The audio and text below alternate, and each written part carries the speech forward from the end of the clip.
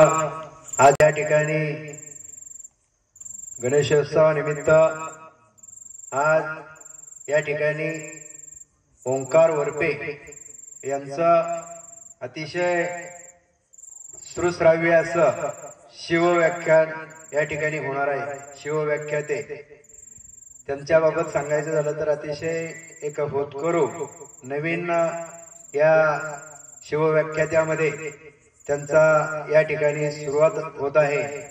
खऱ्या अर्थानं संतोषजी वरपे यांचे आमचे मित्र यांचे चिरंजीव ते उच्च सुशिक्षित या ठिकाणी BSc त्याचबरोबर MBA असं त्यांचं शिक्षण झालेलं आहे। पण तरीही एक वारकरी संप्रदायाचा वारसा त्यांच्याकडे लाभलेला आहे। सर्वांचं मी या ठिकाणी छावा मित्र आणि गणेश मित्र मंडळाच्या वतीनं या ठिकाणी सहर्ष स्वागत करतो आणि थोड्याच वेळामध्ये अतिशय श्रवणी असं शिवव्याख्यान या ठिकाणी संपन्न होत आहे। तरी सर्व समस्त ग्रामस्थ भाविकांना विनंती आहे की आपण या ठिकाणी येऊन या व्याख्यानाचा लाभ घ्यायचा आहे। थोड्याच या मंदिराच्या प्रांगणाच्या समोर व्याख्यानाला सुरुवात होत आहे। मी या ठिकाणी पुनश्च दोन्ही छावा आणि गणेश मित्र मंडळाच्या वतीनं आजचे जे व्याख्याते आहेत ओंकार वरपे यांचं सर्वांनी टाळ्या वाजवून स्वागत करायचं आहे आणि त्यांना विनंती करतो की आपण पुढील कार्यक्रमाला सुरुवात करायची।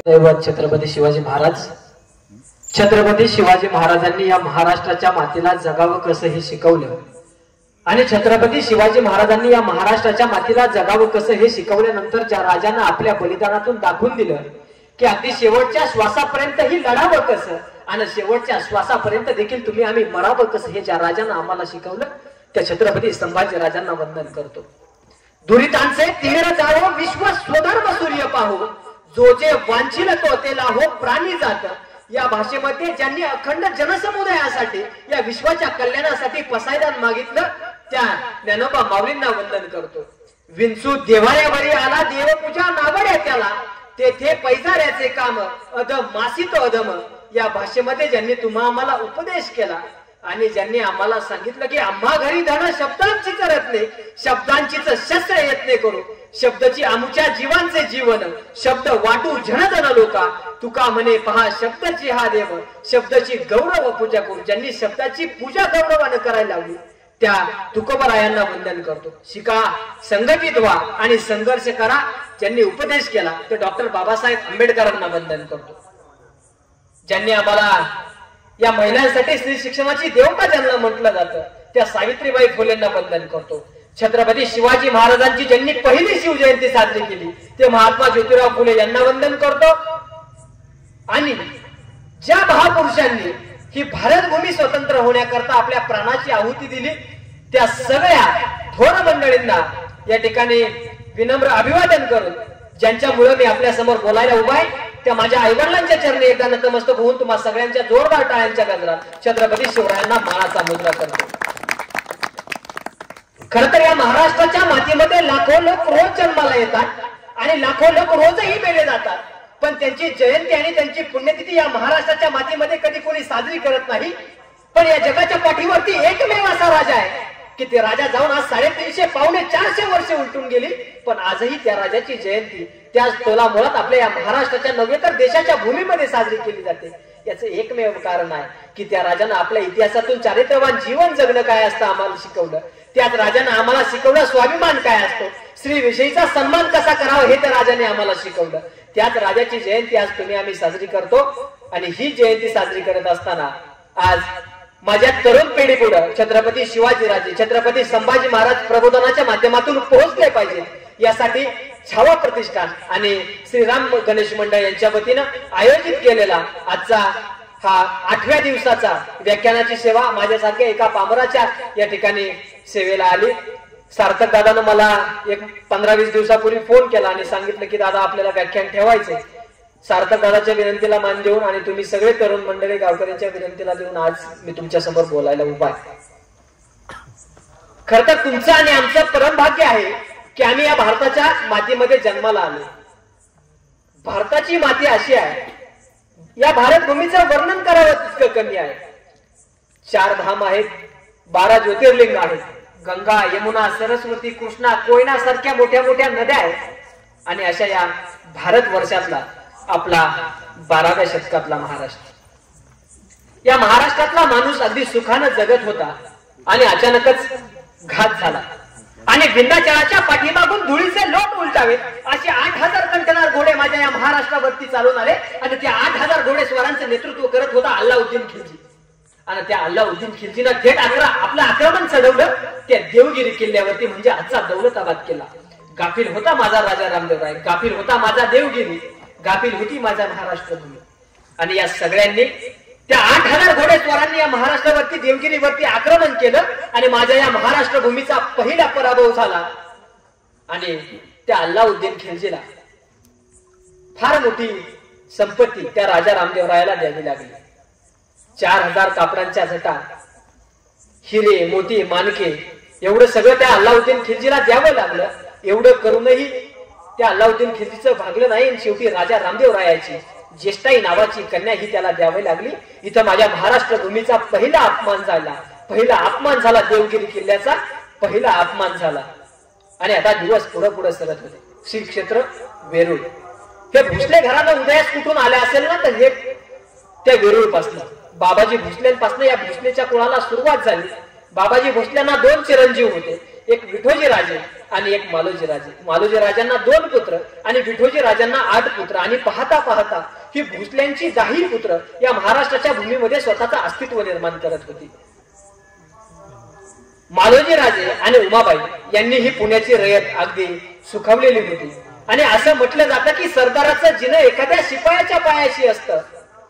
आणि अचानक सुलतानाचा खलिता आला आणि मालोजी राजांना लढाईला जावं लागलं. मालोजी राजे गेले, इंदापूरच्या लढाईत कामी आले. मालोजी राजे मात्र आता परत आलेच नाही. आणि आता मात्र आपल्या कुटुंबाची सगळी जबाबदारी जर कोणावरती आली असेल तर त्या कुटुंबाची सगळी जबाबदारी येऊन ठेपली ती विठोजी राजांवरती. आणि विठोजी राजांनी काय करावं, तर आता शहाजी राजांच्या लग्नाची बोलणी सुरू केली. लग्नाची बोलणी कुणाबरोबर सुरू करावी? सिंदखेडचे लखोजीराव जाधव यांच्या घरातली लखोजीराव जाधवांची कन्या जिजाऊ साहेबांशी लग्न ठरलं. लग्न झालं आणि आता दिवस पुढे पुढे सरत होते. आऊसाहेब जिजाऊंना समजत होतं पारतंत्र्य म्हणजे काय, स्वातंत्र्य कशाला म्हणावं. कारण आता ही जाधवांची लेक आता भोसल्यांची सून झालेली होती. आणि या महाराष्ट्राच्या मातीतले आता दिवस पुढे सरकायला लागले. आणि 1622चा काळ उजडला आणि एक दुर्दैवी घटना माझ्या या महाराष्ट्राच्या भूमीमध्ये घडली. निजामशहाचा दरबार त्या देवगिरीवरती संपला आणि सगळे सरदार तिथून निघून जायला लागले. जाधवरावही काम करत होते निजामशाही करता आणि भोसलेही काम करत होते त्या निजामशाही करता. लखोजीराव जाधव दरबारातनं अगोदर पुढे निघून गेले आणि त्या दरबारामध्ये एक अघटित घटना घडली. त्या दरबारामध्ये खंडागळ्यांचा हत्ती पिसाळला गेला. तो गजराज इतका बेराम झाला की त्या गजराजाला आवरणं मात्र आता कोणाला शक्य नव्हतं. पण त्या गजराजाचा तो भयंकर अवतार एका तरुणाला रुचलं नाही. त्याचं नाव दत्तोजीराव जाधव. त्या दत्तोजीराव जाधवांना आपल्या सैन्याला आदेश दिला की भाले टाका आणि हत्तीला पकडा. तशी जाधवरावांची फौज हत्तीला पकडायला लागली. पण जसजसा जाधवरावांचा एक एक मावळा जवळ येईल तसा हत्ती आपल्या सोन्यानं त्या मावळ्याला आपल्या पायाखाली घेऊन अगदी चिरडून रक्ताचा सडा तिथं पडलेला होता. आणि हेच त्या दत्तोजी जाधवाला रुचलं नाही आणि दत्तोजी जाधवानं आपले शमशेर बाहेर काढले आणि आता हत्तीवरती चालून जाणार. तेच संभाजी भोसलेंनी सांगितलं, दत्तोजी विट्टी दांडू खेळण्या इतपत हे सोपं नाही. हत्तीवरती वार करू नका, आपल्याला फक्त हत्तीला कब्जात करायचंय. जाधवरावही सांगत होते, खंडागळे सांगत होते, दत्तोजी फक्त हत्तीला कब्जात करायचंय. पण आता मात्र दत्तोजीचा नियंत्रण सुटलं गेलं आणि दत्तोजीनं हत्तीवरती वार करायला सुरुवात केली. आणि त्या दत्तोजी जाधवाचा एक वार त्या हत्तीच्या सोंडेवरती असा झाला की हत्ती गतप्राण झाला. रक्ताचा सडा तिथं पसरला गेला. ही घटना एवढ्यावरती जर थांबली असती तर फार बरं झालं असतं. पण ही घटना एवढ्यावरती थांबली नाही आणि आपल्या अपमानाचा बदला म्हणून त्या दत्तोजी जाधवानं थेट शमशेर चालवली ती संभाजी भोसलेंवरती. दोघेही शमशेर बहादर होते. दोघांच्याही फौजा एकमेकाला भिडल्या गेल्या आणि दत्तोजी भोसलेंवरती, दत्तोजी जाधवरावांवरती संभाजी भोसलेंचा एक घाव असा वर्मी लागला की दत्तोजी जाधव गतप्राण झाले आणि धरणीला कोसळले गेले. आणि वाऱ्याच्या तुफान वेगाप्रमाणे लखोजीराव जाधव दरबारातून पुढे निघून गेले. त्या लखोजीराव जाधवांना खबर कळाली की आपल्या लेकाला संभाजी भोसलेंना ठार केलंय. अरे अंगाचा तळपापड झाला, तळपायाची आग मस्तकाला गेली. घोडा जागेवरती फिरवला आणि जिथं हे रणांगण झालं त्या रणांगणात आले आणि साक्षात समोर पाहावं तर काय, आपल्या लेकीचं सौभाग्य आपले जावई शहाजीराजे भोसलेंना समोर पाहिलं. रक्ताची नाती तुटली गेली आणि क्षणाचाही विलंब न करता लखोजीराव जाधवांना थेट समशेर चालवली ती शहाजीराजे भोसलेंवरती. शहाजी राजांच्या दंडावरती एक वार झाला आणि शहाजीराजे बेशुद्ध होऊन जागेवरती पडले. केवळ ना केवळ त्या कारणामुळे शहाजीराजे वाचले. आणि आता मात्र लखोजीराव जाधवांना आपला मोर्चा थेट वळवला तो संभाजी भोसलेंकडे. दोघे एकमेकांना भिडले आणि लखोजीराव जाधवांचा एक घाव संभाजी भोसलेंना बसला. संभाजी भोसले गतप्राण झाले. आता मात्र हे रणकंदन इथं संपलं गेलं. आता मात्र लखोजीराव जाधवांच्या तलवारीमधलं रक्त निथळत होतं. एका बाजूला प्रेत पडलं होतं दत्ताजी जाधवाचं आणि एका बाजूला प्रेत पडलं होतं संभाजी भोसलेंचं. आणि तलवारीतनं रक्त निथळत होतं आणि प्रत्येकाच्या डोळ्यामधून अश्रू गळत होते. जाधवराव रडत होते दत्तोजी करता आणि भोसले रडत होते संभाजी करता. आणि ही बातमी आऊसाहेब जिजाऊंना समजावी आणि आऊसाहेब जिजाऊंनी कुणा करता रडावं हो. एका बाजूला स्वतःचा दीर पडला होता, एका बाजूला स्वतःचा भाऊ पडला होता. पण आऊसाहेब जिजाऊ होत्या त्या आऊसाहेब ना आपल्या भावाकरताही रडल्या आणि ना आपल्या दीराकरताही रडल्या. आऊसाहेब जिजाऊ फक्त ना फक्त रडत होत्या या नादान महाराष्ट्रासाठी. आणि ही घटना आता पुढे पुढे सरली आणि दिवस 1623चा सण उजाडला. 1623 ला आऊसाहेबांच्या पोटी एका पुत्राचा जन्म झाला. त्याचं नाव ठेवण्यात आलं संभाजी.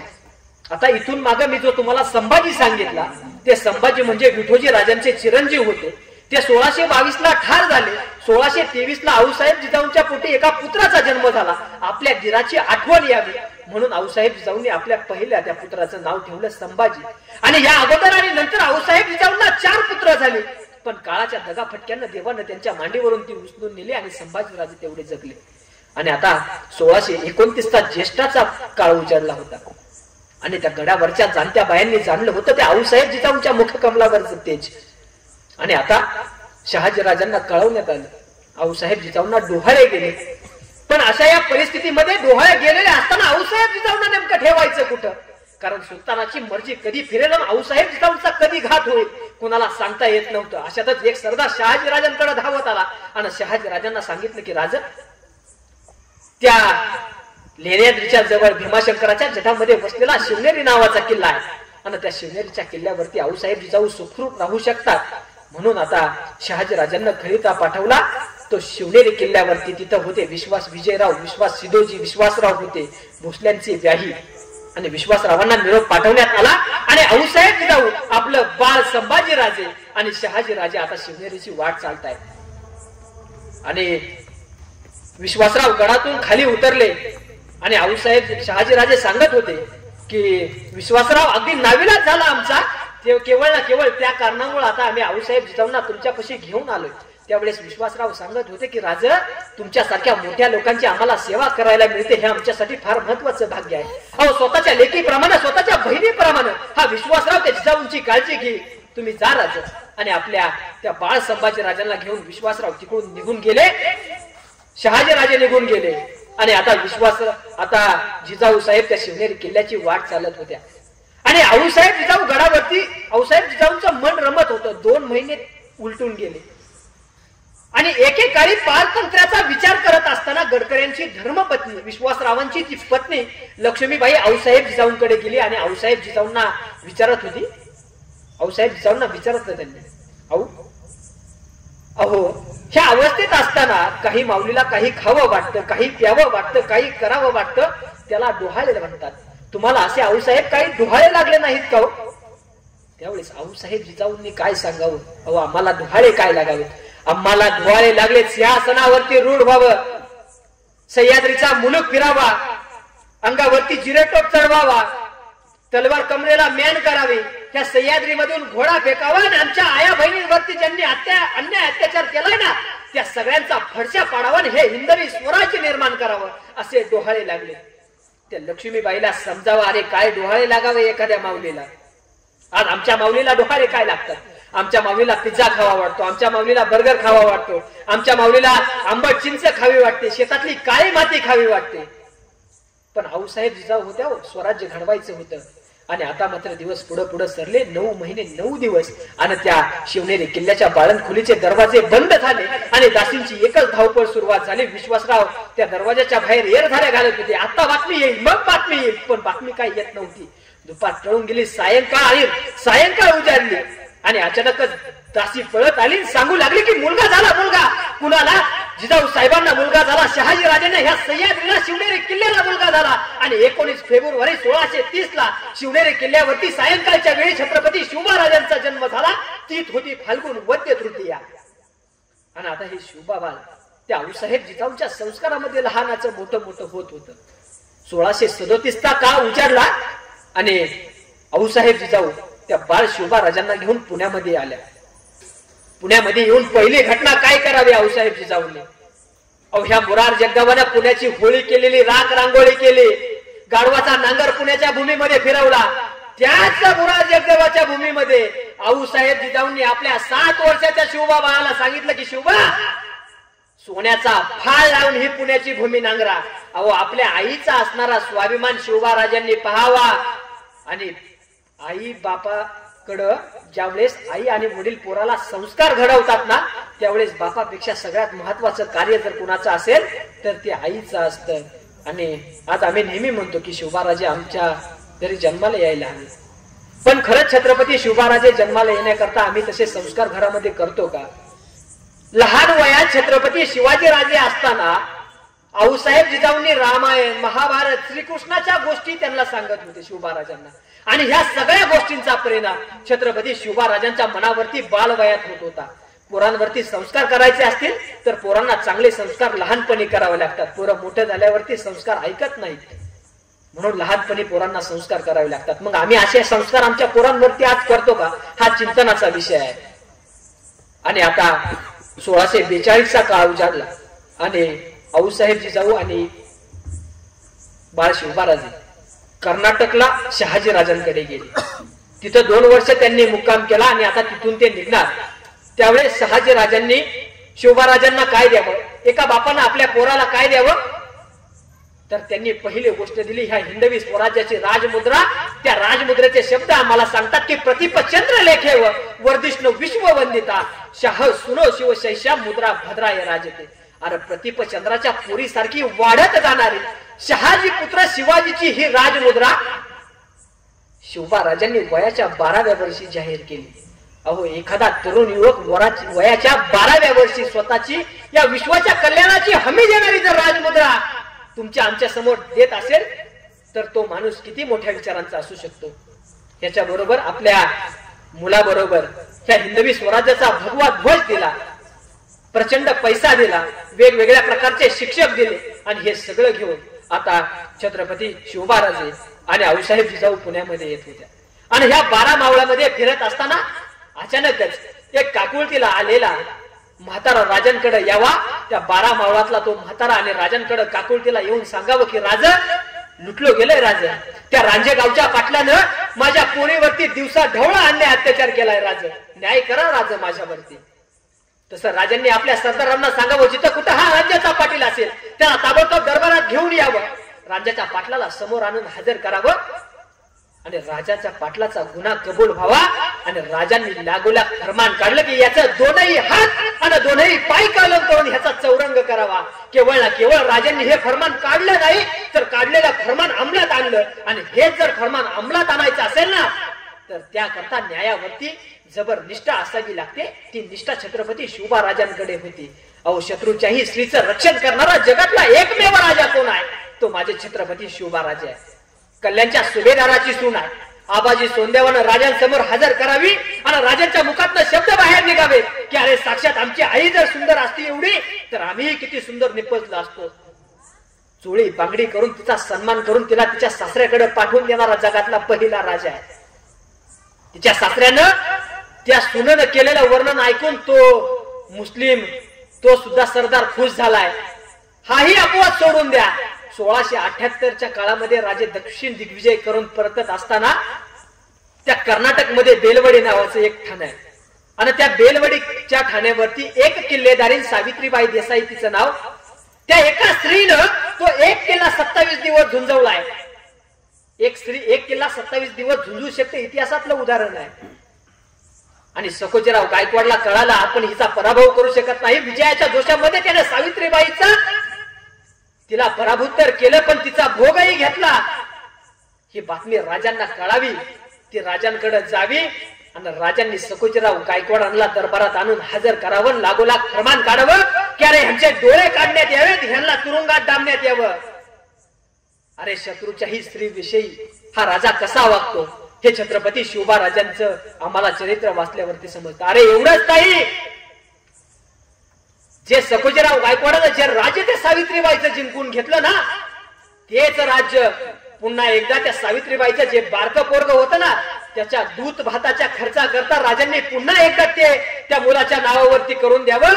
आणि त्यावेळी त्या सावित्रीबाई देसाईने छत्रपती शिवबा राजांचा जगातला पहिला पुतळा जर कोणी केला असेल तर तो सावित्रीबाई देसाईनं त्या बेलवाडीच्या किल्ल्यावरती केलेला आहे.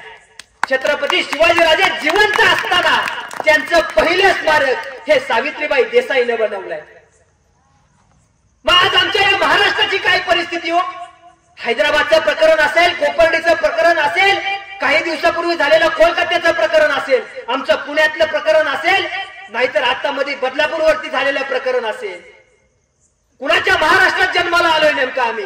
ज्या छत्रपती शिवबा राजांच्या नावाने आम्ही जयघोष करतो, ज्या छत्रपती शिवबा राजांच्या नावाने आम्ही मिरवणुका काढतो, ज्या राजांची जयंती साजरी करतो, त्या छत्रपती शिवबा राजांच्या महाराष्ट्रामध्ये असे प्रकार घडावेत. अरे दुसऱ्याच्या स्त्रीकडे बघण्याची देखील दृष्टी देवाने ह्या लोकांना देऊ नये. पण मला असं वाटतं की ज्या दिवशी आमच्या या भारत भूमीतल्या स्त्रिया पथसंचलन करत रस्त्यावरून खाड खाड बुट वाजवत चालतील, त्या दिवशी ती स्त्री सुरक्षित झाल्याशिवाय राहणार नाही याची मला खात्री आहे. तर आमच्या स्त्रियांना संरक्षण देणं गरजेचं आहे. अरे हे वयाचं 15 वर्षाचं आयुष्य असताना छत्रपती शिवबा राजांनी त्या रांझ्याचे पाटलाचे हात पाय तोडले. ते बाळ शिवबाराजे 15-16 वर्षांचे आणि आऊसाहेब जिजाऊ एका ठिकाणी न्याय निवाडा करताय आणि बाळ शिवबा राजांनी पाहावं आणि आऊसाहेब जिजाऊंकडे जावं आणि आऊसाहेब जिजाऊंना विचारावं, आऊसाहेब आमच्या या मातीतल्या माणसांना न्याय का मिळत नाही हो आऊसाहेब? तो न्याय मागण्याकरता या माणसाला इतकी होरपळ का करावी लागते? त्यावेळेस आऊसाहेब जिजाऊंनी शिवबा राजांना काय सांगावं, शिवबा तुम्हाला जर इथल्या मातीतल्या माणसांना न्याय द्यायचा असेल ना, तर तुम्हाला अगोदर न्यायासन निर्माण करावं लागेल. न्यायासन निर्माण करायचं असेल तर तुम्हाला सिंहासन निर्माण करावं लागेल. सिंहासन निर्माण केल्याशिवाय न्यायासन तयार होणार नाही. उठा शिवबा, पेटून उठा. तुमच्या अंगामध्ये ती धमक आहे, तुमच्या मनगटामध्ये ती रग आहे. उठा शिवबा. आऊसाहेब जिजाऊंचे आपल्या आईचं हे वाक्य ऐकावं आणि त्या 15-16 वर्षांच्या शिवबा राजानं ताडकर उभं राहावं, हाताच्या मुठी आवळाव्यात आणि आपल्या आईला सांगावं, आऊसाहेब तुम्ही आणि आमच्या आबासाहेबांनी या हिंदवी स्वराज्याचं जे स्वप्न पाहिलंय ना, ते स्वप्न तुमचा बाळ शिवबा राजा पूर्ण करून दाखवेल. आणि लहान वयात छत्रपती शिवबा राजांनी वयाच्या 15 वर्षी ह्या हिंदवी स्वराज्य स्थापनेची शपथ रायरेश्वरावरती घेऊन जावी. मला वाटतं आज जगामध्ये सगळ्यात मोठा पुरस्कार कुणाकरता काय असेल तर ज्याच्या घरामध्ये आई आणि वडिलांच्या चेहऱ्यावरती जर चांगला हसू असेल ना, तर त्याच्या इतका मोठा पुरस्कार त्याच्या घरात दुसरा कोणता नाही, हे मला असं वाटतं. अरे शहाजी राजांनी ह्या हिंदवी स्वराज्याचं स्वप्न पाहावं, त्यांनी ते आऊसाहेब जिजाऊंना सांगावं आणि आऊसाहेब जिजाऊंनी आपला बाळ शिवबा राजांच्या मनामध्ये ते पेरावं आणि हे हिंदवी स्वराज्य स्थापन करावं त्या छत्रपती शिवबा राजांनी. काय अभिमान असेल. आपल्या आईनं आपल्या बापानं स्वप्न पाहावं, ते स्वप्न आपल्या पोरांना पूर्ण करावं. माझ्या इथल्या सगळ्या दादांना एक आवर्जून सांगणं आहे, मी तुमच्यापेक्षा वयानं थोडासा बारीक असेल, पण माझी ही गोष्ट आज काळजावर कोरून घरी घेऊन जा. आज तुमच्या आईबापांसाठी सगळ्यात मोठा पुरस्कार काय असेल ना, तर ना ऑस्कर पुरस्कार, ना महाराष्ट्र भूषण, ना भारतरत्न. ज्या दिवशी तुम्ही लहानाचे मोठे व्हाल, चांगल्या ठिकाणी नोकरीला लागाल, कामाचा पहिला पगार घेऊन घरी जाल, आणि तुमच्या आईच्या आणि बापाच्या हातावरती तो पगार द्याल आणि त्यावेळी तुमच्या आईच्या आणि बापाच्या डोळ्यामध्ये जे पहिला अश्रू येईल, हा जगातला पहिला सगळ्यात मोठा पुरस्कार तुमच्या करता असेल, हे लक्षात ठेवा. छत्रपती शिवबाराजांचं वय वाढत होतं आणि आता पाहता पाहता छत्रपती शिवबाराजे ह्या 12 मावळामध्ये स्वतःचं अस्तित्व निर्माण करत होते. हे अस्तित्व निर्माण करत असताना छत्रपती शिवबाराजांना आऊसाहेब जिजाऊंनी काय सांगावं? आऊसाहेब जिजाऊंनी सांगितलं की शिवबा, तुम्हाला हे हिंदवी स्वराज्य निर्माण करायचं असेल तर तुम्हाला अगोदर बोलणं शिकलं पाहिजे. तुम्ही चांगलं बोला, तुम्हाला इथला माणूस गोळा केला पाहिजे. शिवबाराजे, तुम्ही माणूस गोळा करा. आणि मग एक दिवस त्या जावळीच्या खोरामध्ये उंबरठे नावाचं गाव होतं आणि ह्या पुण्यामध्ये ज्यावेळेस आऊसाहेब जिजाऊ आणि बाळ शिवबाराजे आले त्यावेळेस शेतकऱ्याच्या पिकाला रानडुकरं फार मोठ्या प्रमाणात त्या त्रास द्यायचे. त्यावेळेस आऊसाहेब जिजाऊंनी एक फरमान काढलं की शेतकऱ्याच्या पिकाला रानडुकराला त्रास देणारा रानडुकर जे कोणी मारून आले त्यांना आम्ही बक्षीस देणार. आणि दौंडी पिटवली गेली त्या जावळीच्या उंबरठ्याच्या खोऱ्यामध्ये. तिथं 2 पोरं होती, दौंडीवाल्याने ती दौंडी दिली आणि त्या 2 पोरांनी सांगितलं, त्या बारक्यानं आपल्या मोठ्या दादाला सांगावं की दादा चल की रे, मारो 2 रानडुकरं आणि जाऊ पुण्याला घेऊन आऊसाहेब जिजाऊंना. तसा मोठा सांगत होता कशाला जायचंय रे, काय त्याच्यापाशी आलंय. पण त्यानं बारक्यानं सांगावं, दादा पैसे मिळतील म्हणून नाही रे, तिथं आऊसाहेब जिजाऊ भेटतील, शिवबाराजे भेटेल, त्यांच्या सहवासात आपल्याला जायचंय ना, चलणार दादा. तशी सकाळी लवकर दोघं उठले, जंगलात गेले, एक नाही 2 रानडुकरं मारले. रानडुकरं घेऊन येत होते. तिथल्या एकानं सांगितलं, अरे रानडुकरं कशाला, नुसतं रानडुकराचं पाय जरी घेऊन गेलात ना तरी आऊसाहेब जिजाऊ तुम्हाला बक्षीस देतील. आणि दोघं पोरं आली आणि त्या लाल महालाचा दरवाजा ठोकवू लागली. आणि आऊसाहेब जिजाऊंनी तो दरवाजा उघडावा आणि विचारावं, कोण तुम्ही, कुठून आलात काय? त्यांनी सांगावं, आम्ही उंबरठ्याच्या खोऱ्यातनं आलोय, मी तानाजी, हा माझा बारका भाऊ सूर्याजी. आऊसाहेबांनी विचारलं, काय करता, कशासाठी आलाय? त्यांनी सांगितलं, आऊसाहेब तुम्ही जी दवंडी पाठवली ना त्याच दवंडीचे हे रानडुकराचे पाय आम्ही घेऊन आलोय. आऊसाहेबांनी विचारावं, काय करता? त्यांनी सांगितलं, काही करत नाही. आऊसाहेब जिजाऊ म्हणला, येणार का स्वराज्यात? तसा तानाजी म्हणला, आऊसाहेब काय करावं लागेल? आऊसाहेब जिजाऊंनी सांगितलं, काही करायचं नाही, जसा गावामध्ये खात होता आणि झोपत होता तेच करायचं. पण माझ्या या महाराष्ट्रावरती, माझ्या ह्या हिंदवी स्वराज्यामध्ये जर कोणी आडवं आलं तर फक्त त्याला तोडवायचं, एवढंच कामगिरी करायची. ती 2 पोरं बरोबर केली. ही लहानपणी महाराजांनी मावळे आता मिळवायला सुरुवात केली आणि छत्रपती शिवबाराजे आता ह्या 12 मावळामध्ये एक एक किल्ला घेऊन स्वतःचं अस्तित्व निर्माण करत होते. आणि अचानकच त्या आदिलशहाच्या दरबारामध्ये समजली ही घटना की शिवबा आता स्वतःचं अस्तित्व निर्माण करतोय. त्यांनी लागोलाग शहाजीराजांना खलिता पाठवला की तुमचा पोरगा बेशिस्त झालाय, आमचे किल्ले जिंकतोय. त्यावेळेस शहाजीराजांना सुंदर उत्तर पाठवलं की माझा पोरगा माझा ऐकत नाही, तुम्ही आणि तो काय करायचं ते बघून घ्या. पण इकडं शहाजीराजे शिवाजीराजांबरोबर गुप्त संवाद पत्राच्या माध्यमातून साधत होते. आणि मग आता ह्या शिवबाचा बंदोबस्त कसा करायचा, हा बंदोबस्त करण्याकरता काहीतरी करायला हवं. म्हणून त्या बडी बेगम साहेबांना काय करावं, त्या विजापूरच्या दरबारामध्ये त्या तख्तासमोर एक विडा ठेवला आणि सांगितलं की कोण ह्या शिवबाला मारून घेऊन येईल. तसा एक सरदार अफजल खान आला. अफजल खानानं तो विडा उचलला आणि शिवबाराजांना मारायला आला. आता तो पण शिवबाराजे 32 दातांचा बोकड होता, तो आला. अफजल खानानं पहिला वार कुठं केला असेल तर आमच्या आई तुळजाभवानीवरती केला. तिथून तो पंढरपूरला आला, नंतर वाईला आला. वाईतून महाराजांनी त्याला जावळीच्या खोऱ्यात नेला. आणि इथे एक तुम्हाला आता अफजल खानाचं प्रकरण सगळं माहिती, पण मला इथं महत्वाचा मुद्दा सांगायचा आहे. ही जी भेट ठरली त्या भेटीमध्ये अफजल खानाबरोबर 10 मावळे आहेत आणि शिवबा राजांबरोबरही 10 मावळे आहेत. शिवबा राजांबरोबर कोण 10 जण आहेत तर पहिला आहे संभाजी कावजी, दुसरा कृष्णाजी गायकवाड, यसाजी कंक, कृष्णाजी कोंडाजी कंक, सुरजी घाटगे, संभाजी कावजी सांगितला, जीवा महाल आहे, सिद्धी इब्राहिम आहे, त्याच्यानंतर संभाजी करवर आहे आणि विसाजी मुरंबक आहे. अशी 10 माणसं महाराजांच्या बरोबर होती. आणि अफजल खानाच्या बरोबर कोण होतं तर बडा सय्यद, अब्दुल सय्यद, रहीम खान, पहलवान खान, पिलाजी मोहिते आणि शंकराजी मोहिते, अन्य 4 हशम, असे मिळून 10 जण बरोबर होते. आणि मग राजे आता गड उतार होणार आहे, पण त्या गडावरचा प्रत्येक मावळा सांगत होता की राजा आम्हाला सांगत न्या राजा, आम्ही तुमच्या बरोबर येतो. पण राजे म्हटले नाही, जे 10 मावळे ठरले त्या 10 जणांनी बरोबर यायचं. राजांनी अख्खे नियोजन केलं होतं. अफजल खान यायच्या अगोदर महाराजांनी त्या जावळीच्या खोरामध्ये आपलं सैन्य अगोदरच्या रात्रीमध्ये तिथं लपून ठेवलं होतं. सगळ्यांना सांगितलं होतं की त्या गडावरती तोफाचा बार झाला की मी मरू किंवा अफजल खान मरू, क्षणाचाही विलंब न करता तुम्ही सगळ्या मावळ्यांनी त्या अफजल खानाच्या सैन्यावरती तुटून पडायचं. आणि अफजल खानानं आपल्या सैन्याला सांगितलं होतं की बेफिकीर राहा, गडावरती तोफांचा बार झाला म्हणजे आपण जिंकलो असं गृहीत धरा. ते सगळे निवांत. आणि पाहता पाहता महाराजांनी इकडे अफजल खानाचा कोथळा बाहेर काढला. सगळ्यांना कळलं काय झालं. तिथून पुढे दिवस पुढे सरत होते. महाराजांनी काय करावं. त्याच रात्री घोड्याला टाच मारली. महाराजांनी वाई, सातारा, सांगली, कोल्हापूर पर्यंतचा प्रांत काबीज केला आणि 28 नोव्हेंबर 1659 ला पन्हाळ्या किल्ल्यावरती भगवा फडकवला. पन्हाळ्यावरती भगवा खळा फडकवलाय.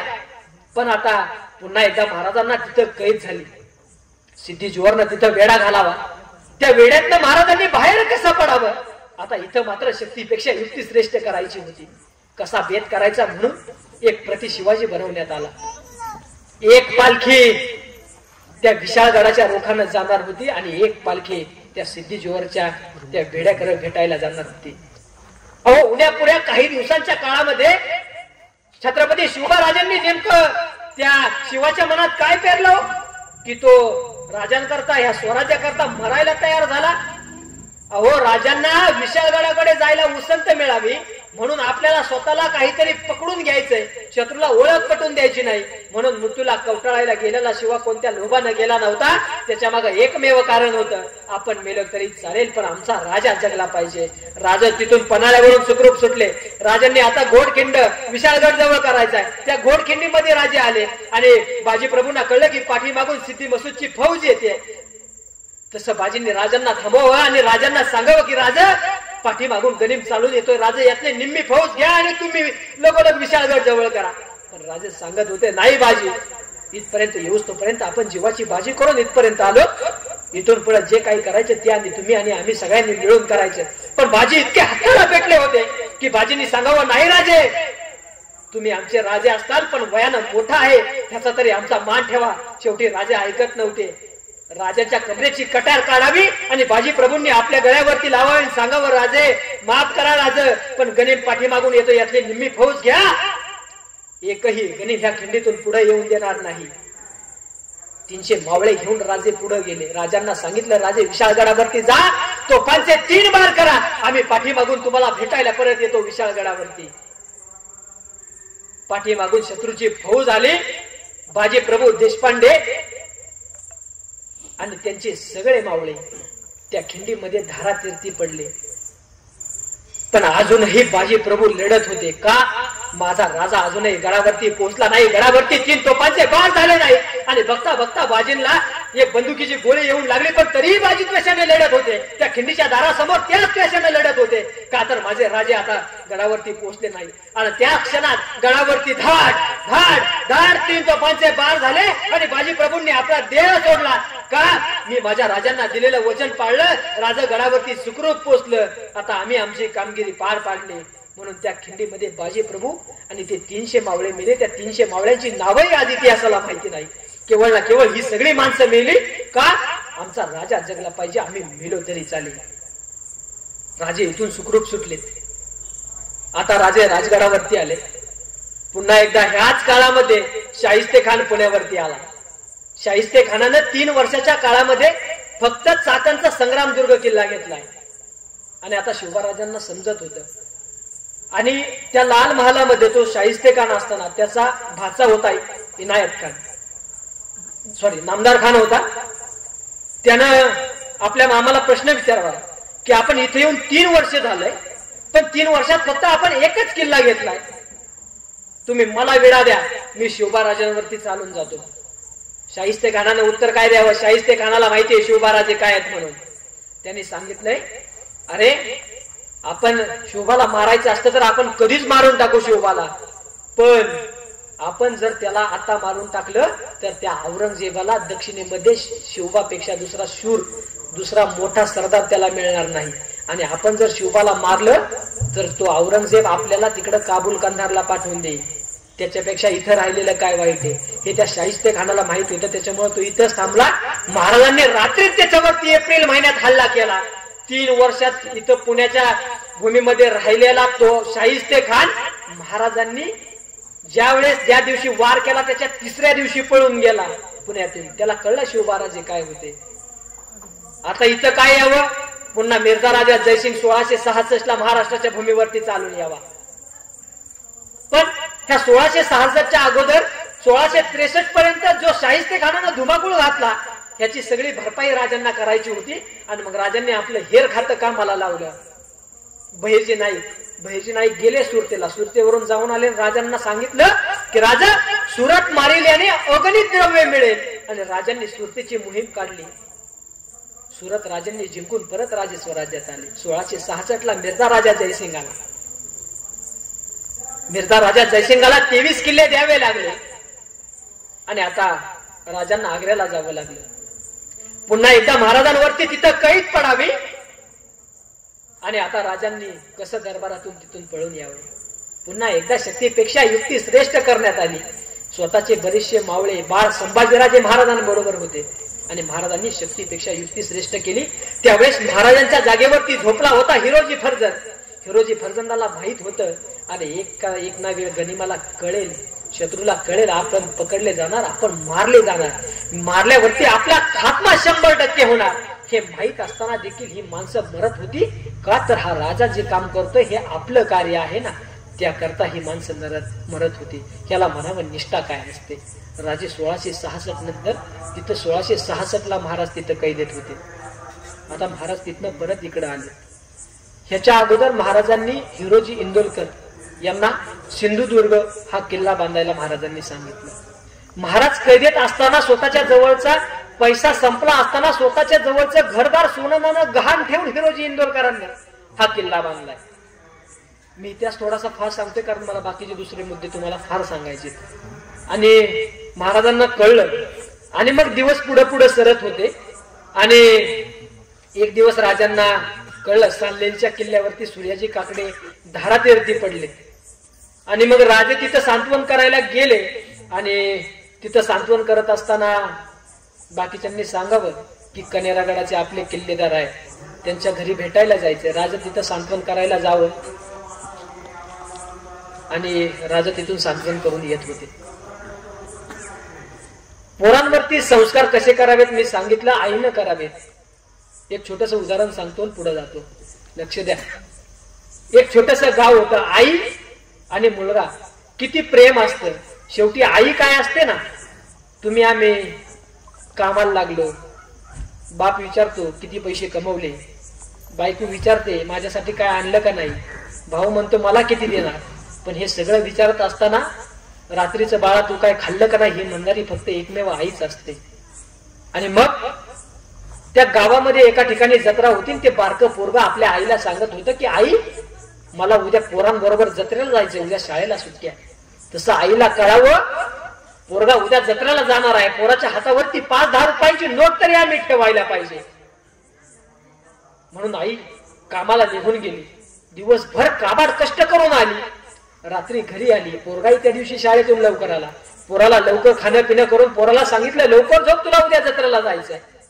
आणि दिवस आता दुसऱ्या दिवसाची पहाट उजाडली. पोराला आईनं उठवलं. पोरा करता सकाळी जाण्याकरता जेवणाचा डबा तयार केला. सकाळी पोराला खायला दूध आणि भाकर गरम केली. पोरगा आला, आंघोळ करून आला आणि ताटावरती बसणार. आईनं ताटामध्ये भाकर चुरावी आणि त्या चुलीवरती त्या दुधाचं पातेलं गरम होत होतं. पोरगा म्हणत होता आई लवकर वाट, चल माझे मित्र आलेत. पण आई इकडे तिकडे बघत होती, काहीतरी भेटेल त्या गरम पातेल्याला पकडायला, पण काहीच भेटत नव्हतं. शेवटी ती आई असते, मन घट्ट केलं, हाताच्या 2ही चिमट्या पकडल्या, त्या पातेल्याला हात लावला, हाताला चरदिशी चटका व्हावा कसं बस ते ताटामध्ये ते दूध ओतलं. आईच्या हाताला बसणारा चटका त्या पोरानं पाहिला. पोरानं कसं बस आपलं अन्न प्राशन केलं आणि पोरगा आता जत्रेला जायला निघाला. त्यावेळेस आईनं 10 रुपयांची नोट आपल्या त्या पोराच्या हातावरती द्यावी आणि पोराला सांगितलं बाळा मोठमोठे पाळण्यात अजिबात बसू नकोस, लाडू पेढे काय खायचं ते सगळं खा, मजा कर आणि लवकर ये. पोराला वाट लावलं, आई कामाला गेली. आई कामावरून पोरगा येणार म्हटल्यावरती लवकर आली, पण अजून माझा पोरगा कसा नाही आला ही ती आई बघत होती. आता पोरगा येईल, मग येईल. पाहता पाहता सायंकाळ झाली आणि तो पोरगा आता आला. नाचत बागडत तो पोरगा आला आणि आई विचारत होती, बाळा कशी झाली जत्रा, काय बघितलं, काय खाल्लं, काय आणलंस. पिशवी हातात होती. तसा तो पोरगा म्हटला, आई काय आणलंय बघायचंय ना. आधी डोळे झाले. आई म्हटले, अरे दाखवतात.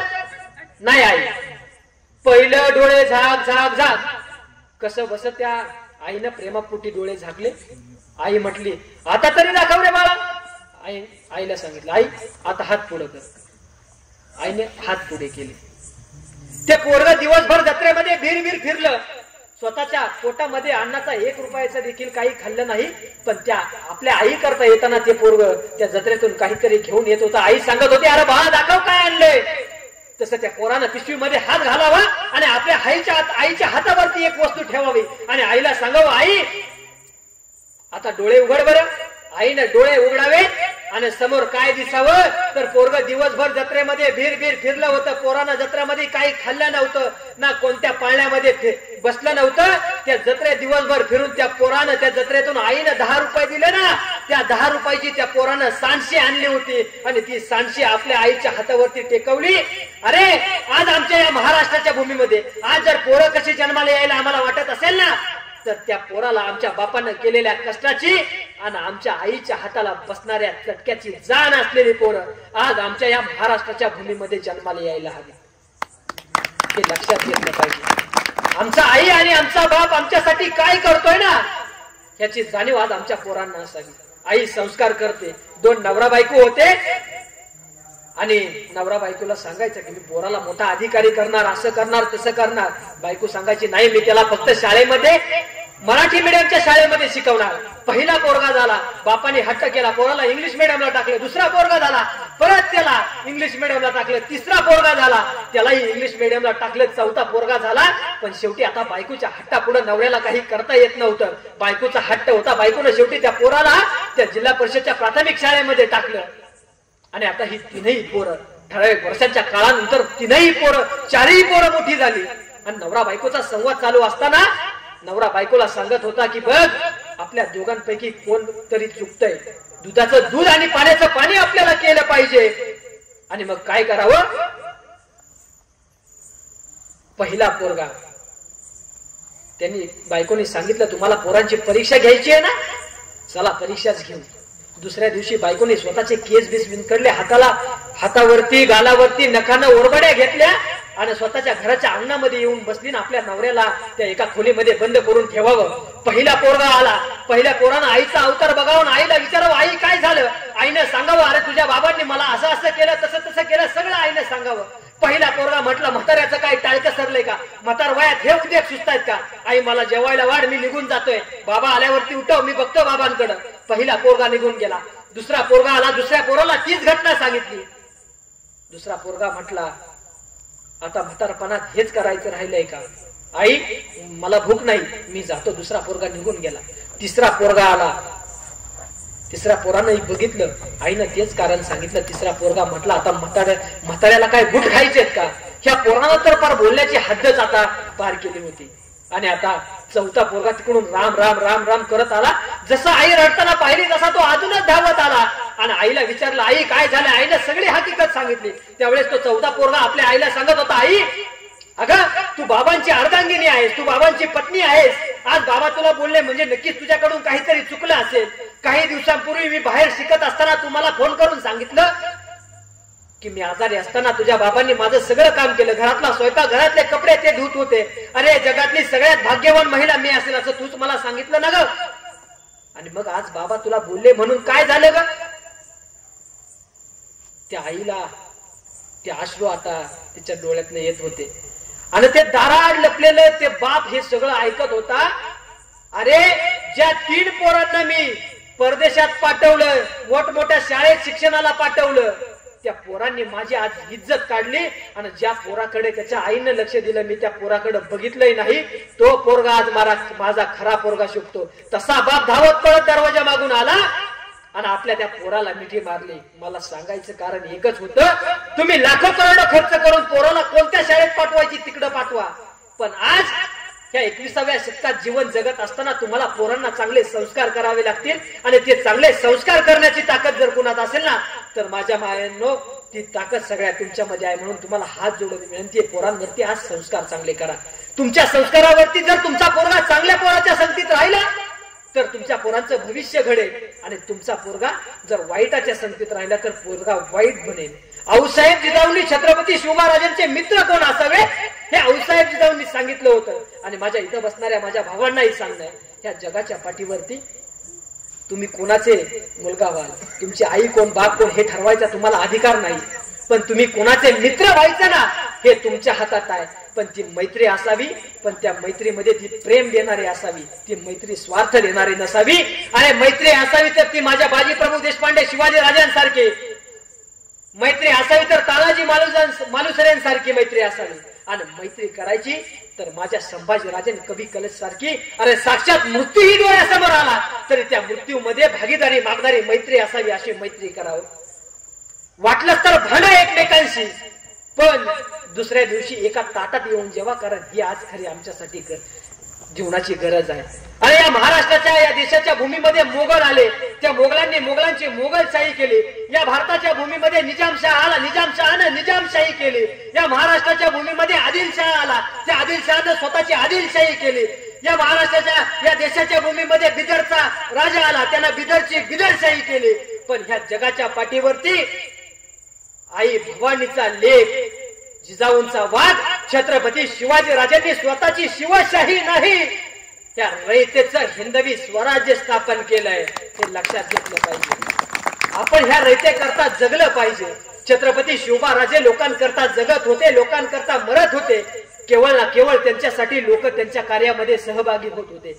छत्रपती शिवराजांचा 16व्या-17व्या शतकातला काळ आहे. राजेशाही असून देखील आम्हाला लोकशाहीत जगल्यासारखं लोकांना वाटत होतं, पण आज आम्ही लोकशाहीत जगून सुद्धा आम्हाला राजेशाहीत जगल्यासारखं वाटतं.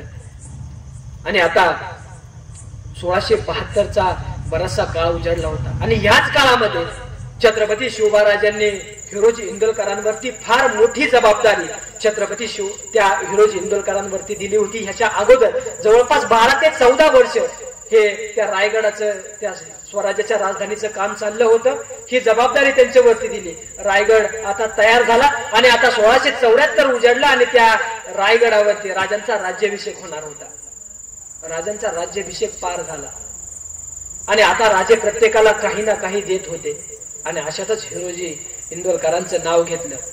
हिरोजी इंदोरकरांना पुढे बोलवलं. हिरोजी इंदोरकरांना राजे म्हणत होते, हिरोजी तुम्ही सिंधुदुर्ग स्वतःचे दागिने घाण ठेवून बांधला, आता तुमच्याकडे हे राजधानीचं काम दिलं, तुम्ही ही राजधानी देखील फार सुंदर बांधली, बोला तुम्हाला काय पाहिजे हिरोजी बोला. हिरोजींनी सांगितलं, राजा मागतो, पण त्या वाडेश्वर महादेवाचं जगदीश्वराचं मंदिर आहे ना, तिथं तुम्ही दर्शनाला आता जाणार आहात ना, तिथं गेल्यावरती मागतो राजा. नक्की द्याल ना राजा? राजे बोलले, मागा हिरोजी, काय मागायचं ते मागा. आणि आता राज्याभिषेकानंतर राजांची सवारी आता निघाली होती हत्तीतून. राजे आता वाडेश्वर महादेवाच्या मंदिरामध्ये दर्शनाला चालले. राजे त्या मंदिरामध्ये प्रवेश करणार तसा हा हिरोजी पुढे आला. राजांनी पाहावं, कोण हिरोजी? हो राजे, हिरोजीच. राजा आम्हाला देणार ना आम्ही काय मागितलं ते? त्यावेळेस राजे सांगत होते, बोला हिरोजी, निसंकोच बोला, काय हवंय तुम्हाला? त्यावेळेस हिरोजी इंदोरकरांना काय सांगावं, राजा आम्हाला काही नको राजा, फक्त एकच गोष्ट द्या राजा. हा मी एक दगड आणला, हा दगड आम्हाला इथल्या पायरीवरती बसवायचा आहे, त्याची फक्त आम्हाला परवानगी हवी आहे राजा. राजे बोलले, हिरोजी काय मागून मागून मागितलं? या वाडेश्वराच्या महादेवाच्या मंदिरासमोर पायरीवरती फक्त एक दगड बसवायचा आहे. त्यावेळेस हिरोजी सांगत होते, राजा तुम्ही ज्या ज्या वेळेस ह्या रायगडावरती असताल आणि वाडेश्वर महादेवाच्या मंदिरामध्ये दर्शनाला याल, त्यावेळेस तुमची धूळ त्या दगडावरती पडेल. आणि राजांनी म्हणावं, हिरोजी दाखवा नेमकं त्या दगडावरती काय लिहिलंय. राजांना ते आवरण बाजूला करावं आणि त्या दगडावरती मजकूर लिहिलेला होता, सेवेचे ठाई तत्पर हिरोजी इंदोरकर. अरे ह्या हिरोजी इंदोरकरांना रायगड सारखी राजधानी बांधली आणि मागून मागून आपल्या राजाकडे काय मागावं, पैसा धन दौलत काही मागितली नाही. तर त्या वाडेश्वराच्या मंदिरासमोर त्या पायरीवरती एक दगड बसवला, त्याच्यावरती लिहिलं सेवेचे ठाई तत्पर हिरोजी इंदोरकर. का तर आमच्या राजांची पायाची धूळ आमच्या मस्तकावरती त्या पायरीवरती पडावी हेच आमच्यासाठी मोठं भाग्य आहे.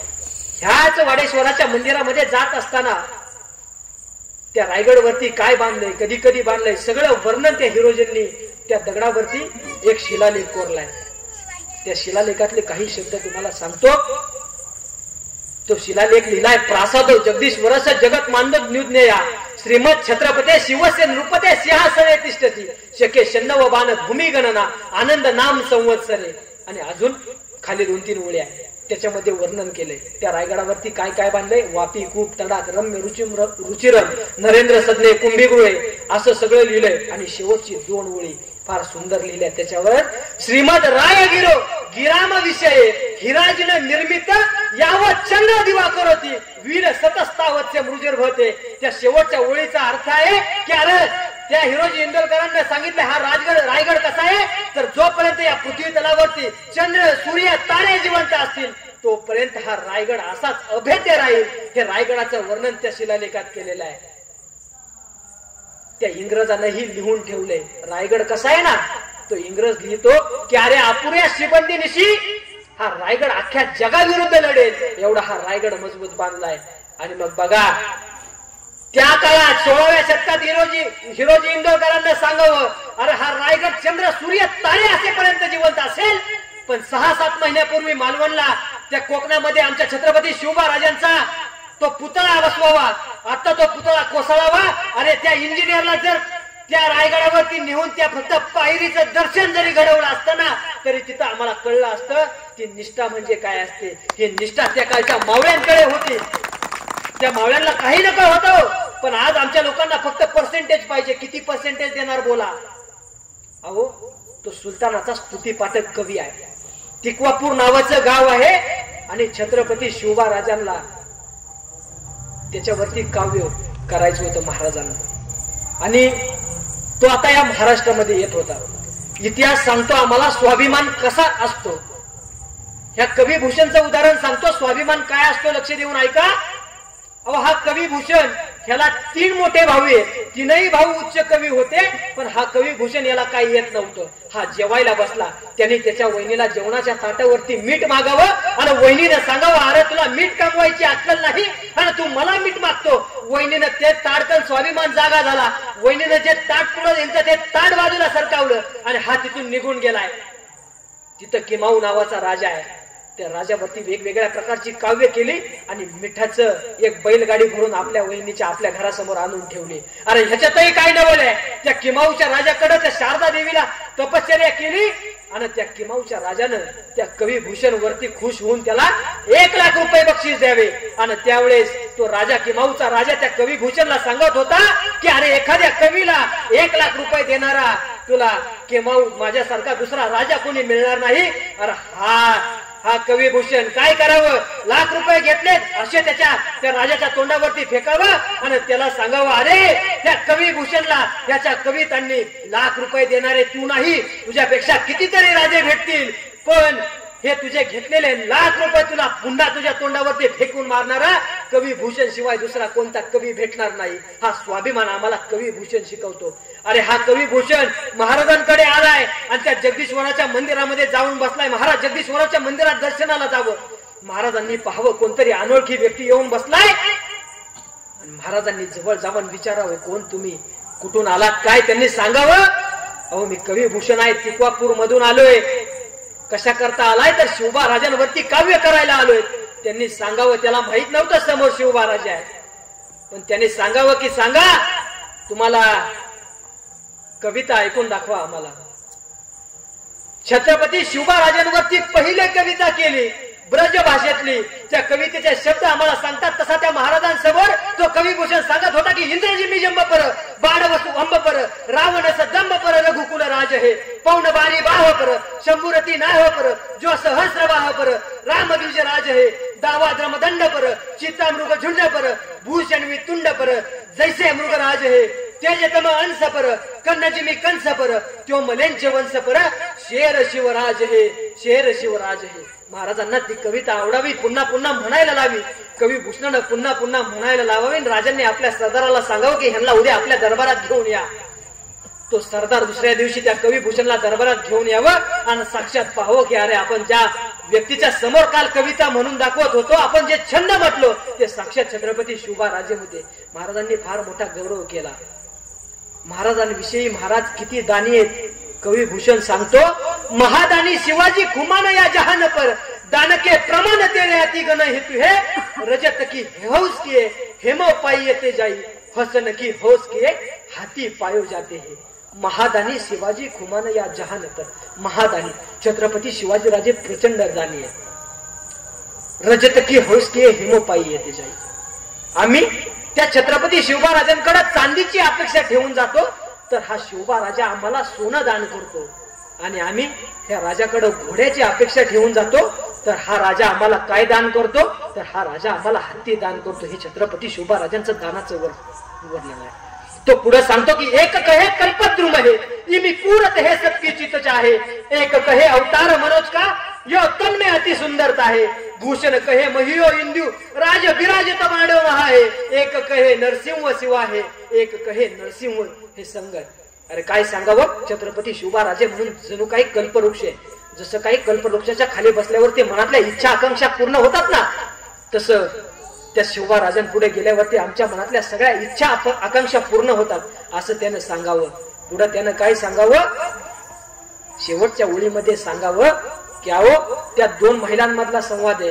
एक जण सांगते की अरे छत्रपती शिवबाराजा नरसिंहासारखा दिसतो, दुसरी तिला सांगते अरे नरसिंहासारखा दिसतो नाही, छत्रपती शिवबाराजे म्हणजे स्वतः नरसिंहाचा अवतार आहे. अहो तुम्ही आम्ही म्हणतो छत्रपती शिवबाराजांचं कार्य काय हो धर्माविषयी, त्यावेळेस त्या धर्माचं कार्य महाराजांचं सांगताना कवी भूषणनं आपल्या छंदातून काय वर्णन करावं की देवल गिरावते फिरावते निशान आली, ऐसे समय रावराने सब गए लपकी, गौरी गणपति आप औरंग को देखी आप के मुकाम सब मारियो गयो दबकी, पीरा पैगंबरा दिखाई देत सिद्ध की सिदाई नहीं रही बात तरफ की, काशी हुकी कला गई मथुरा मस्जिद भई, अगर एक शिवाजी ना होते तो सुन्नत तुम हम सबकी होती. काय सांगावं, देवाला गिरावते फिरावते निशाण आले, जिकडे तिकडे देवळ पाडली जात होती, आलीचे झेंडे जिकडे तिकडे पसरले जात होते. आणि अशा टायमाला राव राणव कुठेतरी लपून बसले होते. तो कवी भूषण सांगतो अरे हा राव राणांचं सोडून द्या, पण साक्षात जे विघ्नहर्ता गौरी गणपती आहेत ना, ते पण ह्या औरंगजेबाचं नाव ऐकून कुठेतरी लपून पाण्यात डुबकी मारून बसलेत का काय बघा. पुढे तो सांगतो की जिकडे तिकडे पिरा पैगंबरा दिगंबरा, जिकडे तिकडे पीर पैगंबर सगळे दिसायला लागले. आणि अशा एका परिस्थितीमध्ये काशीची कळा गेली, मथुरेला मस्जिद झाली, पण अशा पण एका काळामध्ये छत्रपती शिवबा राजासारखा राजा जर झाला नसता तर यवना तुमची आमची सगळ्यांची कधीच सुलता झाली असती, आणि मग तुम्हा आम्हाला गणपती बसवायला देखील जी हुजूर करावं लागलं असते. एवढं लक्षात ठेवा, हे छत्रपती शिवबा राजांचं कार्य आहे. रामदास स्वामींनी काय लिहावं, धर्माचं कार्य हा धर्म काय, या भूमंडळाचे ठाई धर्म रक्षावय आईसा नाही, महाराष्ट्र धर्म राहिला तुम्हा कारणे. आणि हा धर्म कुणा करता कुणामुळे राहिलाय ना, तर केवळ केवळ छत्रपती शिवबा राजांमुळे राहिलाय. आणि आता सगळे दिवस पुढे पुढे सरले आणि एक दिवस शेवटचे 15 मिनिटं राहिले आणि छत्रपती शिवबा राजांच्या निधनाची वार्ता त्या औरंगजेबाला समजावी. आणि त्या औरंगजेबाच्या दरबारामध्ये आपले सगळे शहजादे उपस्थित होते.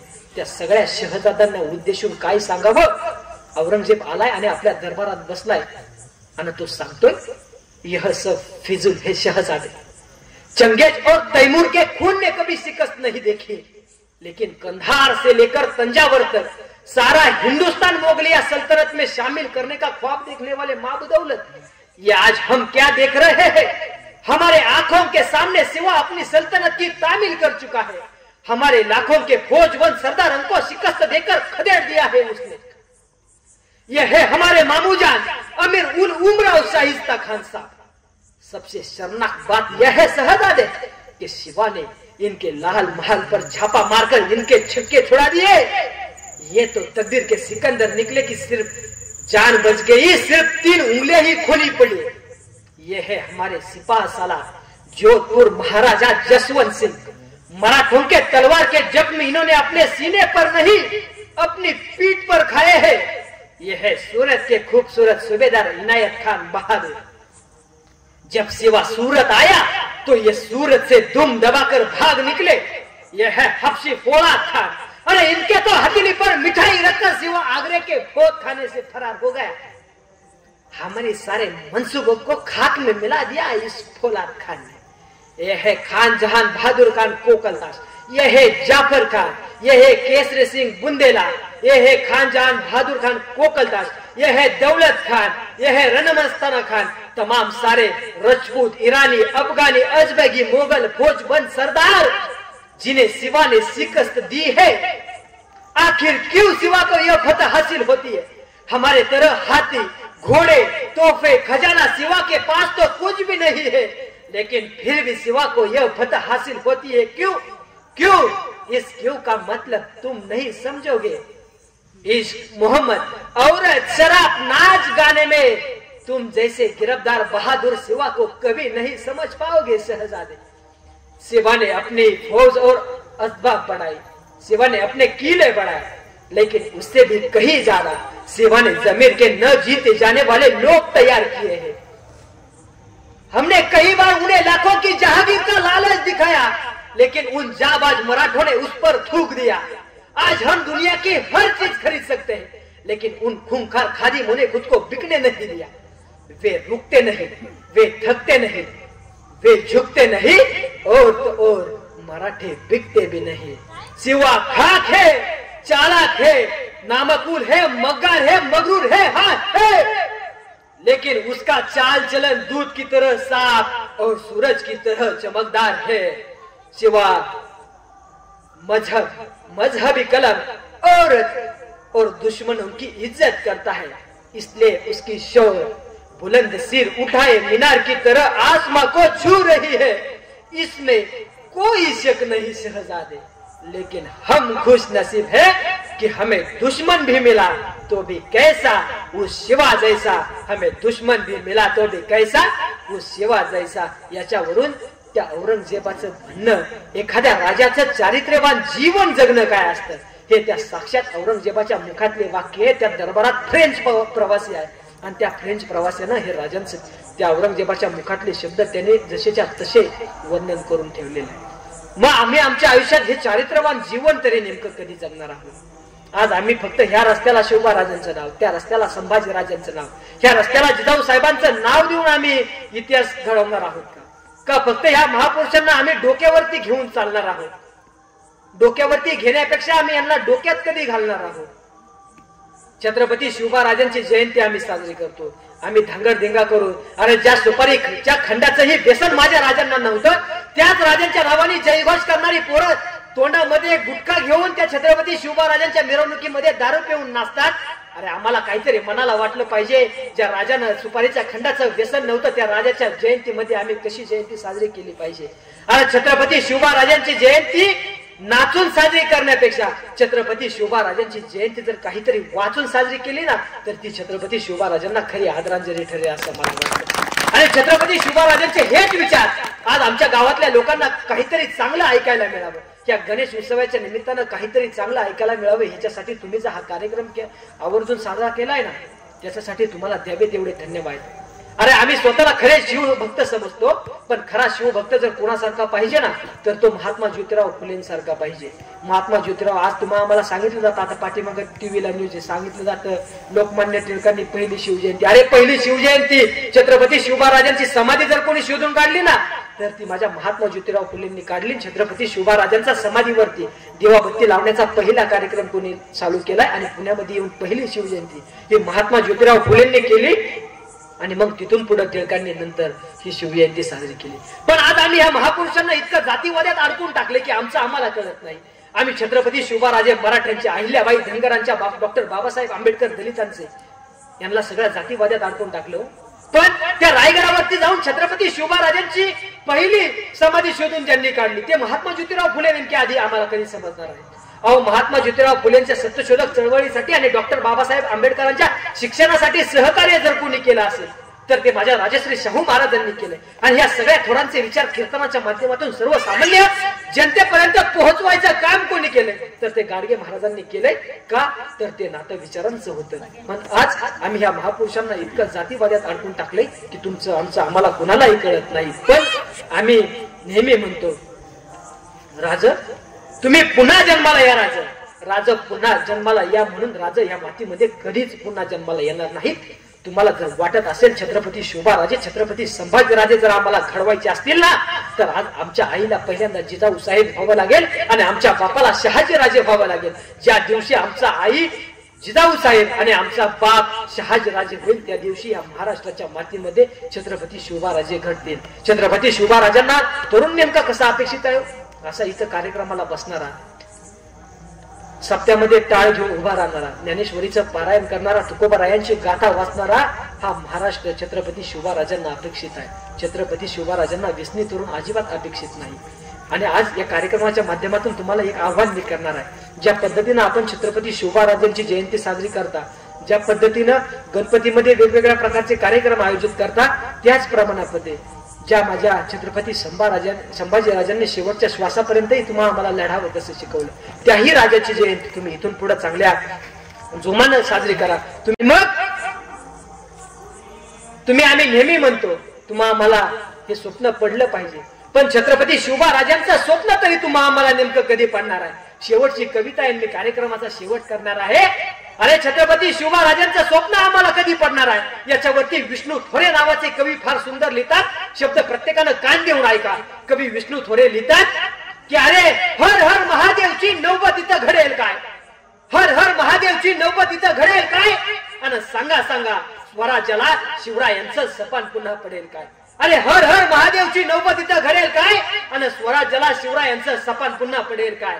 जातीवरून दंगे इथे जातीवरून दंगे इथे झेंड्यांवरून पंगे आणि आपल्यांचेच युद्ध इथं आपल्यांच्याच संगे. जातेवरून दंगे इथे झेंड्यांवरून पंगे आणि आपल्यांचेच युद्ध इथं आपल्यांच्याच संगे. ह्या माणसाला माणुसकीचा रोग पुन्हा जडेल काय आणि सांगा सांगा स्वराज्याला शिवरायांचं सपान पुन्हा पडेल काय. अरे बाजींसारखी हक्कासाठी खिंड कुणी लढेल काय. बाजींसारखी हक्कासाठी खिंड कुणी लढेल काय. आणि मग सांगा सांगा स्वराज्याला शिवरायांचं सपान पुन्हा पडेल काय. अरे मर्द आता जिंदा आहे पिऊन थोडा खंबा. मर्द आता जिंदा आहे पिऊन थोडा खंबा आणि मरणालाही लाजवणारा कुठं दिसत नाही संभा. मर्द आता जिंदा आहे पिऊन थोडा खंबा आणि मरणालाही लाजवणारा कुठं दिसत नाही संभा. अरे शंभून सारखा शूरवीर तरुण इथं घडेल काय. आणि मग सांगा सांगा स्वराज्याला त्या शिवरायांचं सपान पुन्हा पडेल काय. स्वराज्याला शिवरायांचं सपान पुन्हा पडेल काय. कागदे खाऊन रस्त्यावरती सुकून गेल्या गाई. कागदे खाऊन रस्त्यावरती सुकून गेल्या गाई आणि पार्लर मध्ये जाऊन रोज सजते आमची आई. कागदे खाऊन रस्त्यावरती सुकून गेल्या गाई आणि पार्लर मध्ये जाऊन रोज सजते आता आई. अरे जिजाऊंचं बाळ शिवरायांसारखं घडेल काय. जिजाऊंचं बाळ शिवरायांसारखं घडेल काय. आणि मग सांगा सांगा त्या स्वराज्याला शिवरायांचं सपान पुन्हा पडेल काय. हर हर महादेवची नौबत इथं घडेल काय. आणि ह्या स्वराज्याला शिवरायांचं सपान पुन्हा पडेल काय. स्वराज्याला शिवरायांचं सपान पुन्हा पडेल काय. ह्या छत्रपती शोभाराजांचं स्वप्न पडायचं असेल ना तर छत्रपती शोभाराजांचं विचारांचं स्वप्न तुम्हाला मला पडणं गरजेचं आहे. अरे या कार्यक्रमाच्या निमित्तानं एकच मागणं राजांकडे मागेल की हे शिवाजी राजा व्यापारी न जहाज के न राजधरी राज के भिकारी हमें कीजिए महाराज शिवराज की. अहो राज ना मला कोणत्या जहाजाचा व्यापारी करू नका ना कोणत्या राज्याचा एखादा राजा पण करू नका. पण जोपर्यंत या देहामध्ये प्राण आहेत ना तोपर्यंत तुमच्या दरबाराचा मला फक्त याचक म्हणून ठेवा. एवढीच प्रार्थना माझ्या राजांकडे करतो. तुम्हा सगळ्या श्रोते मायबाप मंडळींच्या चरणी नतमस्तक होतो. तुम्ही सगळ्या मायबाप मंडळींनी मला या ठिकाणी बोलवलं. सार्थक दादांनी फोन केला. तुमच्या सगळ्यांच्या आग्रह खातर सगळे आपल्या गावातील सगळे पुढारी सगळे दादा वगैरे उपस्थित आहेत. तुम्हा सगळ्यांच्या चरणी झालेली सेवा समर्पित करत असताना मज पामर आहे काय थोरपण पायीची वाहन पायी बरी या उक्तीप्रमाणे माझ्याकडून बोलताना एखादा शब्द वाईट बघता गेला असेल. जे माझ्याकडून बारीक आहेत त्यांनी स्वतःचा मोठा भाऊ म्हणून जे माझ्यापेक्षा मोठे आहेत जे माझ्यापेक्षा वडिलांचे आईच्या वयाचे आहेत त्यांनी स्वतःच लेकरू म्हणून माझी झालेली चूक मला बोललेला चुकीचा शब्द मला परत द्या. आज कार्यक्रमातून जे जे चांगलं पटलं असेल ते तुमच्या घरी घेऊन जा. ते तुमचं उद्याचं भविष्य पोरांचं घडवल्याशिवाय राहणार नाही याची मला खात्री आहे. आणि म्हणून जे चांगलं आहे ते माझ्या शिवबा राजांचं माझ्या शंभू राजांचं आहे. एवढंच बोलतो. तुम्हा सगळ्यांची रजा घेत असताना शेवटचा छत्रपती शिवबा राजांची 350 वर्षापूर्वीची जी राजबिरदावली या महाराष्ट्राच्या मातीमध्ये उद्घोषित केली जाते ना, त्या राजबिरदावलीचा आपण जय विजयकार करणार. दोन्ही हात प्रत्येकानं आपापली वरती करा. छत्रपती संपलाय माझा कार्यक्रम. शेवटची राजबिरदावली सगळ्यांनी जोराने आवाज द्यायचा. प्रौढ प्रताप पुरंदर क्षत्रिय कुलावतंस सिंहासनाधीश्वर महाराजाधिराज योगीराज श्रीमंत श्री श्री श्री छत्रपती शिवाजी महाराज की जय. जोराने आवाज आला पाहिजे. छत्रपती शिवाजी महाराज की जय. जय भवानी जय शिवाजी. छत्रपती संभाजी महाराज की जय. हर हर महादेव. हर हर महादेव. भारत माता की जय. धन्यवाद. जय जिजाऊ. जय शिवराय. जय शंभूराजे.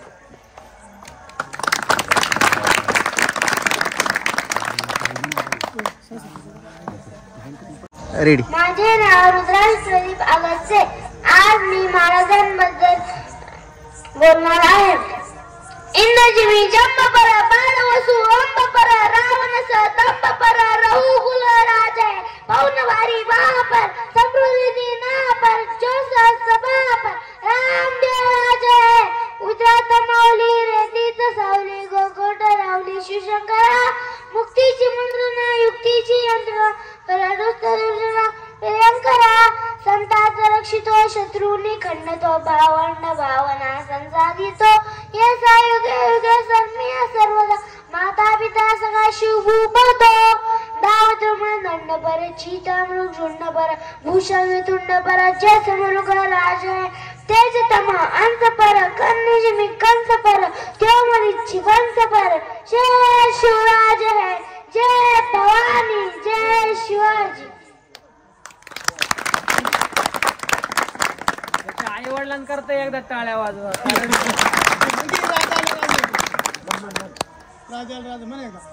राजाला जिंकुनिया जगभरी शिवबराचा नाव गाजजी पाणी गातो वार गात गाना बाहेरी शिवबराचा रंग गाजजी कडाड राजा मराठीज गनिम ब्यामनी खातोजी कंसा गडबी करू द्या माझ आमच्या वारा नडासाठी राजाला जिंकुनिया जगभरी शिवबराचा नाव गाजजी हे माझ्या राजा